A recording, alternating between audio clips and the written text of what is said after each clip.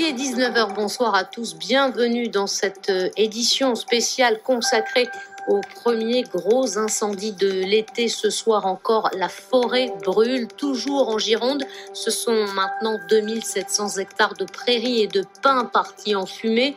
Le feu gagne du terrain, les pompiers continuent de lutter à la Teste de Buch, près de la dune du Pilat, où plus de 6500 campeurs ont été évacués. Ils sont aussi mobilisés à Landiras, au sud de Bordeaux, où un village et 5 hameaux ont dû quitter leur maison. Au total, ce sont 800 hommes et 10 Canadaires qui quadrillent le terrain. Le ministre de l'Intérieur, Gérald Darmanin, est attendu d'une minute à l'autre sur le bassin d'Arcachon. Et pour bien comprendre ce qui se passe depuis hier, regardez ces images spectaculaires. Elles ont été prises à l'intérieur d'un camion de pompiers. Il s'agit du feu de Landiras. On voit de près ce que produit ce feu, cet incendie, l'embrasement des pins, l'enfer des flammes et l'importance du brasier auquel sont confrontés les secours. C'est tout simplement impressionnant. Regardez cela en images, c'est complètement fou. Oui, yes, tu me suis, oui, yes. Ah, il est derrière, il est derrière. Ok, je le vois. Allez, super. Mets-les, voilà, super. Je mets le... Ouais, on sort de la P8. Ouais, on est en train de sortir, t'inquiète pas. Image à l'intérieur d'un camion de pompiers, de tels incendies, c'est du jamais vu depuis 20 ans en Gironde. Les moyens déployés sont colossaux, 800 pompiers, 10 moyens aériens, dont 7 Canadaires. Le feu ne cesse de progresser. Au dernier décompte, ce sont 1200 hectares partis en fumée au pied de la dune du Pilat. C'est un tiers de la forêt usagère de la commune. Marie Neuville, Élise Galland, Sébastien Delalot. 24 heures après, la forêt est toujours la proie des flammes. L'incendie reste indomptable, les soldats du feu sont à la lutte, mais les conditions ne sont pas réunies pour parvenir à le maîtriser. Au fur et à mesure que la température augmente, le feu commence à pyrolyser de plus en plus et en fait on a aujourd'hui une accélération de cette intensité du feu, notamment sur toute la périmétrie du feu. Non seulement il s'élargit, mais en plus le rayonnement étant très fort et les accès étant quasiment impossibles, il nous est de plus en plus difficile de nous approcher de la tête de feu pour essayer de le contenir. Ce véhicule, laissé par son conducteur sur la piste 214, a pris feu hier à 15 h et serait à l'origine de la catastrophe. Et ce qui est en train de se passer, c'est pas le hasard, quoi. C'est quelqu'un qui est tombé en panne avec un véhicule. Voilà, est-ce que ce véhicule est en bon état, pas en bon état, je ne sais pas. Mais la vérité, c'est qu'il a eu un problème électrique, ça a foutu le feu en passant sur cette route que je dis depuis longtemps qu'il faut la fermer l'été, quoi, parce qu'il y a trop de monde, il fait trop chaud, il y a trop de risques. Voilà. Particulièrement broussailleuse, la forêt usagère est proche de nombreux sites de vacances. Aujourd'hui, notre enjeu, c'est de continuer à préserver les campings alentours et tous les biens potentiels. On a aussi un champ pétrolifère qui est sur ce secteur et on essaye de protéger le dépôt. L'aérologie du site avec toutes les dunes fait qu'on a un vent tourbillonnant et ce qui fait que le feu part aussi bien du côté est que du côté ouest. Ce soir, l'inquiétude est grande. Les 2600 hectares classés en forêt de protection intégrale sont considérés comme un des patrimoines forestiers les plus importants d'Aquitaine. Et oui, on le disait, le feu gagne du terrain, attisé par le vent. Il se tourne maintenant vers la mer et la dune du Pilat. Élise Galland, vous êtes au poste de commandement à la Teste de Buch, c'est le nerf névralgique. Gérald Darmanin, le ministre de l'Intérieur, doit arriver d'un moment à l'autre. Absolument, Sandrine. On attend Gérald Darmanin, le ministre de l'Intérieur, d'une minute à l'autre. Il a un petit peu de retard. Il vient rencontrer les élus locaux et puis également les forces opérationnelles qui ont vécu en fait une journée noire ici à la Teste de Buch. Car malgré l'engagement de plus de 350 pompiers venus de 14 départements, le feu a doublé depuis ce matin et ravagé 1400 hectares. Alors vous l'avez entendu, les conditions sont très difficiles pour les soldats du feu et l'incendie est particulièrement virulent encore ce soir. Voilà donc qui explique le déploiement d'importants moyens aériens 2 avions Dash et 4 Canadair. On les a vus tourner inlassablement, passer en file indienne toute l'après-midi et ils vont continuer jusqu'à la nuit avec des rotations toutes les 3 minutes. Eh bien, cela fait plus de 350 largages. C'est extrêmement important et c'est pourtant insuffisant. Le commandant des opérations de secours vient en effet d'annoncer que le feu ne sera pas fixé ce soir. Ça veut dire que demain sera ici un nouveau combat avec une stratégie, essayer de diriger, de détourner, si je puis dire, la tête de ce feu vers l'ouest et le cordon dunaire et ainsi stopper sa progression vers le sud et le centre des terres qui y sont plus habitées. Merci Élise et merci à Sébastien Delalot pour les images. C'est une situation qui est aussi très difficile à vivre pour les vacanciers. 6500 campeurs ont été évacués la nuit dernière. Beaucoup ont pu se réfugier au parc des expositions de la ville, mais certains, et ils sont nombreux, ont préféré quitter les lieux. Thibaut Grouel, Astrid Fargos. Des centaines de personnes allongées, épuisées après une nuit qu'elles ne sont pas prêtes d'oublier. Sur des lits de camp ou sur le sol, parfois sous des couvertures de survie, des familles entières tentent de rattraper leur sommeil perturbé par une évacuation en urgence. Comme de nombreux vacanciers, Sonia Layeb a dû quitter son camping vers 3 heures du matin, en laissant tout derrière elle. On se demande ce qui se passe, on a peur un peu. C'est la première fois, on se dit toujours que ça arrive qu'aux autres, mais en fait non, finalement ça finit par vous arriver. Donc mille une questions, on a les enfants, comment on fait, où est-ce qu'on va, qu'est-ce qu'on va faire, qu'est-ce qui se passe surtout, est-ce que c'est grave, est-ce qu'il y a des dégâts humains, matériels, enfin voilà, plein de questions. Donc on arrive à fermer l'œil, mais 2 secondes là. En tout, plus de 6000 personnes ont été évacuées des 6 campings de la ville. La plupart ont passé la nuit dans le parc des expositions, une opération hors norme pour les services de secours. Alors nous, on est arrivé, on a pris le matériel qu'on a dans nos antennes, c'est-à-dire les picots, postes de secours avancés.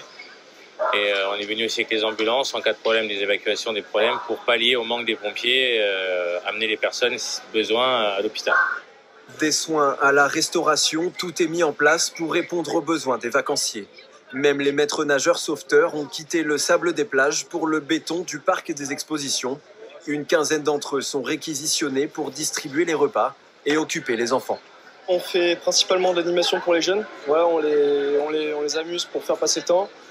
On fait du volley, du badminton, du ping-pong. C'est des jeux qui nous ont été prêtés par le Décathlon d'à côté. C'est super sympa. On a du molki, on a aussi des bibliothèques.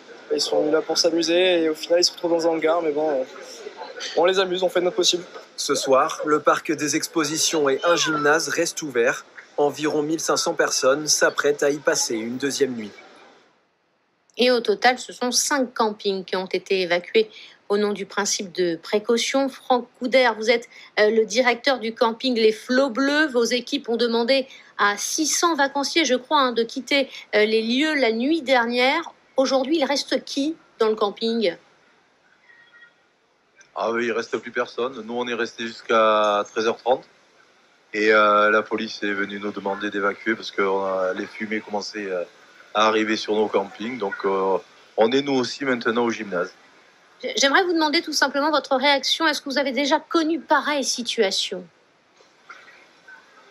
Ah non, jamais. On s'y prépare parce qu'on a fait des simulations, mais toujours dans des bureaux avec la clim. Donc, voilà, ça nous est arrivé. Maintenant, on sait comment faire. On a bien réagi, ça s'est vraiment super bien passé. On a mis, je crois, 45 minutes pour évacuer 600 personnes.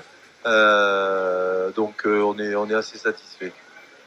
On parle de votre outil de travail. On est au début de la saison estivale, à la veille d'un long week-end, celui du 14 juillet. J'imagine que le préjudice financier, il est là aussi et on y pense. Oui, alors c'est une chose à laquelle on va penser. On n'y a pas encore pensé. Le principal, c'était les vacanciers. Aujourd'hui, comment on fait ? Comment on les reloge ? Comment on les rembourse pour certains ? Et puis voilà, après, on n'a pas de blessés, on n'a rien du tout. Donc le reste, on y pensera en fin de saison, voilà, si on doit y penser. On ne sait pas encore. Vous savez si beaucoup de vos clients vous ont dit on quitte les lieux, on ne reviendra pas pour les prochains jours ? Ah oui, il y en a pas mal, surtout en camping-car, camping-car et caravane. Ceux qui étaient en mobil-home sont encore là, puisqu'ils ont des séjours jusqu'à samedi ou dimanche. Donc, ils se posent encore la question. Si demain, on peut réintégrer le camping, il n'y aura pas de souci. Sinon, je pense que demain, ils partiront eux aussi. En tout cas, ce ne sera pas le cas ce soir. Merci beaucoup, Franck Couder. Je rappelle que vous êtes le directeur du camping Les Flots Bleus. Les feux, on le rappelle, ne sont toujours pas maîtrisés ce soir. Mathieu Jomain, vous êtes le commandant des sapeurs-pompiers de Gironde. Merci d'être avec nous. On va d'abord s'intéresser à ce qui se passe au pied de la dune du Pilat. Pourquoi est-ce si difficile de maîtriser ce feu? Alors, le commandant des opérations de secours a très bien synthétisé. On a une zone qui est atypique de par sa configuration géographique avec effectivement la dune du Pilat qui va créer des phénomènes venteux propres à sa circonscription. On a des conditions climatiques dantesques, nous sommes en période caniculaire et donc pendant de très longues journées, la végétation a été stressée sur le plan hydrique. On a une surface elle-même complexe, sableuse, qui rend la progression de nos véhicules, de nos hommes, elle-même difficile. Ça fait un ensemble compliqué. Et on a des pompiers qui sont très fatigués parce qu'ils sont sur le pont depuis hier soir. Tout à fait. Ça veut dire quoi pour la nuit prochaine? Alors ça veut dire que l'opération continue. La guerre continue. Le maximum de nos effectifs sont déployés sur ce sinistre-là et bien sûr sur l'autre qu'on évoquera par la suite. Des renforts nationaux continuent d'affluer au sein du département de la Gironde.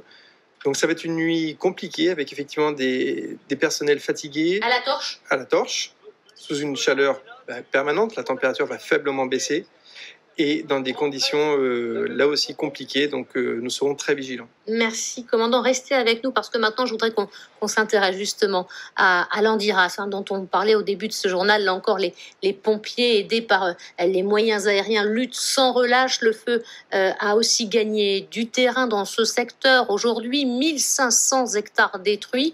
Alors, où en est-on ce soir dans cette commune où 5 hameaux ont été évacués la nuit dernière? On fait le point avec Vivien Roussel et Clémence Frouer. C'est un combat contre la nature. Plus de 300 pompiers face à 1000 hectares de forêt en flammes. Un incendie d'une ampleur gigantesque pour les soldats du feu. C'est impressionnant. Si je dirais nous disait le contraire, je mentirais. En fait, on n'a pas vraiment le temps de penser d'avoir peur. On n'a pas trop le temps d'y penser, en fait. Le thermomètre flirte avec les 40 degrés. Au fil de l'après-midi, le vent se lève. Toutes les conditions sont réunies pour que l'incendie se propage. Les végétaux sont en souffrance depuis déjà pas mal de jours et ça va durer encore. Et donc, du coup, il suffit de pas grand-chose pour que ça s'enflamme. Un face-à-face avec les flammes depuis 24 heures déjà. Tout le village de Guillot s'est évacué, 500 personnes à reloger en pleine nuit. La plupart trouvent refuge dans cette salle des fêtes, à 7 km de là. L'air était vraiment irrespirable et les braises commençaient à arriver sur les jardins, sur les voitures. Le principal, c'était d'évacuer assez vite, déjà que les pompiers puissent faire leur travail tranquille aussi. Ce soir, ils sont encore là. Ils n'ont d'autre choix que d'attendre, fatigués. C'est très dur. Vous avez peur pour votre maison? Pour ce qu'il y a dedans. C'est ça le problème. Les habitants ont dû partir vite. Chacun a pris l'essentiel. Je l'ai emmené hier soir, on nous a évacués. Et puis, je sais quoi, qu'on va encore dormir là ce soir. C'est pas rigolo. À quelques kilomètres de là, à Cabanac, eux sont encore dans leur maison. Ils n'ont pas encore reçu d'ordre d'évacuation et ils observent le ciel, inquiets. Si on nous demande effectivement de partir, on partira. Les valises sont prêtes, donc on est prêt à partir. Tous redoutent que le feu se propage encore un peu plus. Pour ces habitants, la nuit risque d'être longue. 2700 hectares au total, c'est considérable, Mathieu Jomain. Ça représente plus de 3700 terrains de football. C'est complètement dingue quand on y pense. Justement, est-ce que vous attendez d'autres renforts encore, en plus de ceux qui sont déployés? Tout à fait, oui, nous attendons encore des renforts nationaux.